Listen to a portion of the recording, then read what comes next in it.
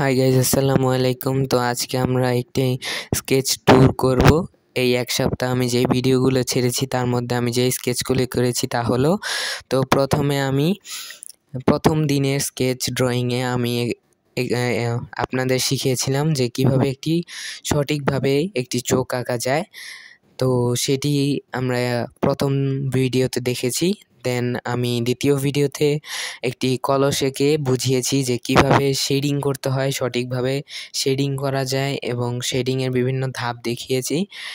Third ভিডিওতে আমি একটি অ্যানিমে বয় এঁকেছিলাম বা অ্যানিমে ছেলে বলতে পারেন, এটা এঁকেছিলাম। তো সেখানে আমি অ্যানিমে ছেলের মুখ, চোখ এবং গলা বা কান কিভাবে দিতে হয় সেগুলো সব কিছু শিখিয়েছিলাম।